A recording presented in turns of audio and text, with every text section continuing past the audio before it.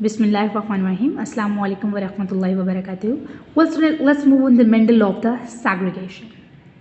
Basically, in the Mendel law of the segregation, the Mendel is actually working on, like he's proving that the genes, like the alleles, the genes used to get separate from the allele, and one gene is going to transfer into a gamete. Allele do have at least how much pairs? You know very well, allele do have at least two genes, a pair of the gene. Allele do have the pair of the gene, like two genes to control the one trait. So Mendel actually want to say that during the gamete formation, when there is a gamete formation, whenever there is a gamete formation, he's saying that genes used to get separate. The gene used to get separate, and when there is again zygote formation, the genes used to get unite again, and they are going to again get the pair of the gene. Clear? Now we are going to how he get that. He basically proved the law of segregation by studying the trait of the seed shape. He studied the seed shape, and we know very well the seed's shape of the pea plant is whether round or whether wrinkled. The seed's shape is whether round or whether wrinkled. Now what is happening, students? Listen to me very carefully. He have done a monohybrid cross. He have done the monohybrid cross. And what is that bit of monohybrid cross? Mono means one. Okay? So monohybrid cross is the cross in which only one trait used to study. In which only one trait used to study. So that is known as a monohybrid cross. So the Mendel have done the monohybrid cross, and in the monohybrid cross he have studied the trait of the seed, that is a round or wrinkle. Now what is happening here? Basically the Mendel have taken the true breeding of round and the true breeding of the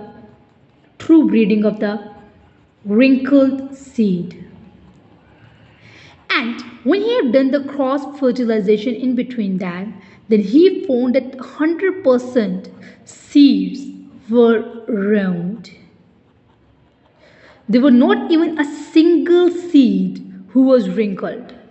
All the 100%, let's suppose this is the true breeding plant of the round. Let's suppose this is the mother, like this is the flower, and the pollen gland have the information of the, you can say that the cross are you getting the point? I mean fertilization obviously will occur between two plants, will occur between pollen gland and the flower. So obviously one parent have the information of true breeding round, and the one parent would have the information of the wrinkle seed. So when we have crossed them, we have got the 100% generation, and that was all had the round seed. He called it parental generation. He called that what? Parental generation. He called it what? He called it the parental generation. And the result, he gave it the name of the F1 generation. Okay? And when he have done the cross between, this is the F1 generation. And when he have done the cross in between F1 and F1 generation, guess what he find? He find that 75% seed were the round and 25% seed were the wrinkled. It means that the seeds were round in F1 generation, the seed were round. In F1 generation, the seed were round, but still they had the information about the wrinkled seed in their genetics. Although all the seeds were round, but still they would have the information of the wrinkled seeds in them, in their genetics. So let it prove. Let's suppose if you are taking the round as a letter, if you remember, I have told you in the previous lecture, I have explained you that we can give the letters to the genes. Remember, I have told you that we used to give the letters to the gene. So let's suppose if I'm calling the true breeding round, mean that both genes in the allele having the same information. Both genes in the allele having the same information. That's why I'm calling it true breeding. Similarly, true breeding of the wrinkle seed means, let me to represent the wrinkle with the small letter, that is representing the wrinkle. So true breeding of the wrinkle means that both allele having the information of the wrinkle seed. ठीक है. Now when we are going to do the cross fertilization in between them, this is the known as a parental generation. When we are going to do the cross in between them, there would be the gamete formation. There would be the gamete formation. How the gametes are going to use to form? Obviously, as I told you before, that the genes from the allele is going to get separate. The genes from the allele is going to get separate. So the gamete formation obviously R and R. This is the gamete formation. Similarly, in that case, the genes are going to separate from each other, like the genes are going to separate from the allele. These are like this gene is going to form obviously two gametes, and this allele is going to form the two gametes. Now, beta, we are going to do the crossing over. We are going to do the crossing over in between them. So how it would happen? Capital R, small r, small r. Got it? Now, this is known as a bit of Punnett square. You know it very well. We used to do the crossing over in the Punnett square. The way I'm drawing this is known as a Punnett square. Okay? Whenever we are doing the crossing over, we used to put the gene of one parent on one side, and on other gametes we used to put the gametes of one parent on one side and other parent on the other side, and then we used to crossing over like capital R, small r, capital R, small r, then capital R, small r, capital R, and small r.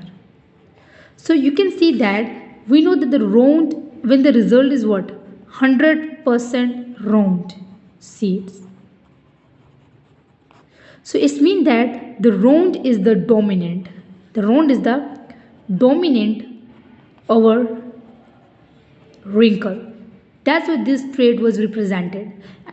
This gamete, like this zygote, do have the information, the wrinkle seed, but the capital R have suppressed this seed and have represented itself, so it means that this is a dominant. Similarly, 100% is the dominant, so F1 generation is 100% dominant, like all are the wrong. Now let's do the cross in between the F1 and F1. This is what beta.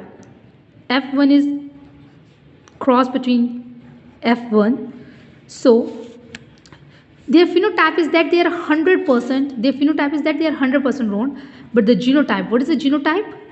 The genotype is that they are having the allele of R and R. 100% alleles are the R and R, round and like they have the gene of this, allele of this. Now let's do the gamete formation. Gamete formation, obviously they are going to separate from their allele R, capital R and small r. Similarly in that case, capital R and the small r. Now let's do the crossing over. Let's do the crossing over. So one parent on one side, the gametes of one parent on one side and the gametes of one parent on the other side. So let's do the crossover. Capital R, capital R, capital R, small r, then again capital R, small r, then R and R. So but as I told you before that the R is dominant. This round is the capital R is dominant. It means that the round trait is dominant.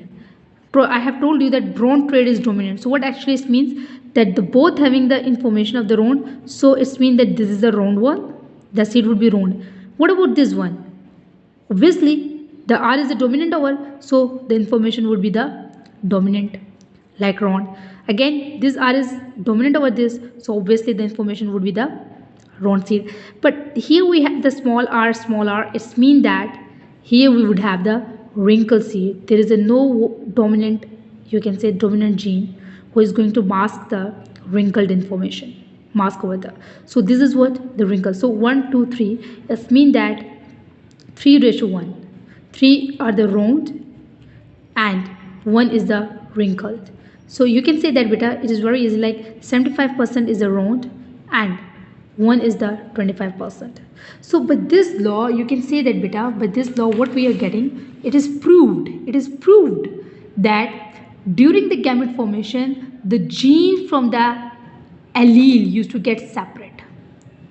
And when there is a time of the zygote formation, then these alleles used to reunite again. This is known as the law of segregation. Segregation means segregate. Segregate means to get separate. So it means that the genes used to get separate from each other from the allele while the gamete formation, and then they used to unite again during the crossing over.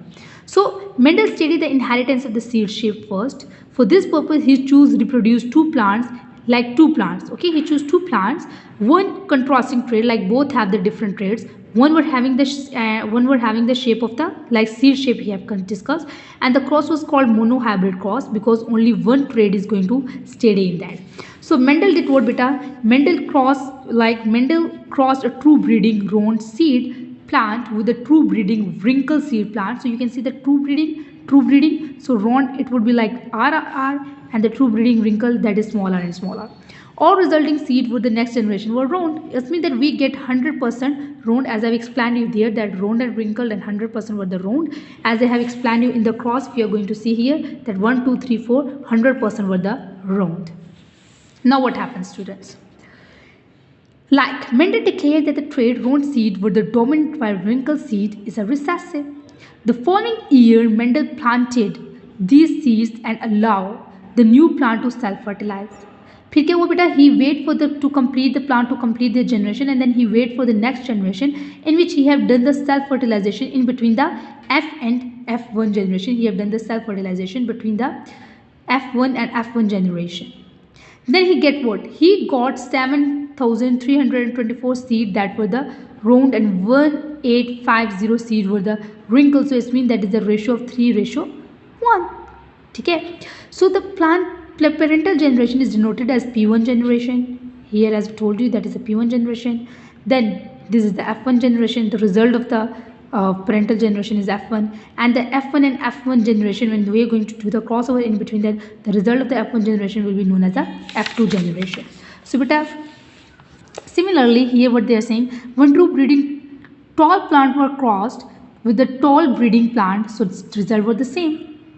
Okay, what actually it means, okay, when we have breed between the tall plants and tall plants, if we are going to see the trait, let's suppose there was a plant having the trait of tall plant, and there was a true breeding of the plant having the trait of the recessive plant.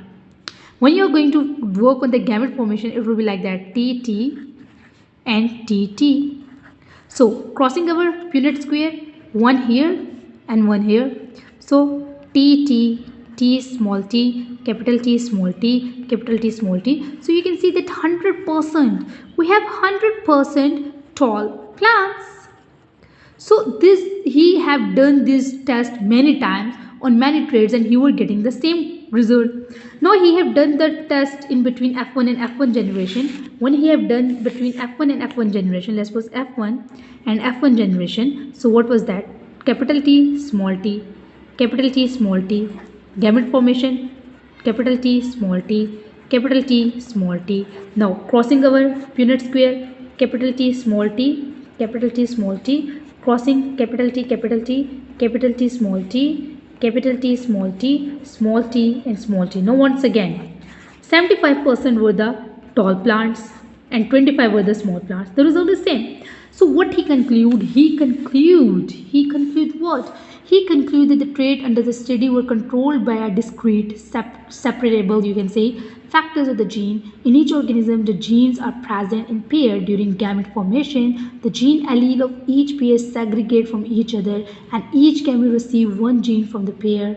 When the gamete of the male and female parents unite, the resulting offspring again get the gene in the pair, and this conclusion were called as a law of segregation. Hope so, Peter, you get it. If you have any query relevant to that, do comment me and do ask me the question. Obviously, on next day I will take the test of the Mendel of the segregation. I'm telling you again, this is the most important topic of the biology. Not even the biology, throughout of the life, if you are going to keep stuck with this field. So right now it is a time to make the concepts, to work on your concepts.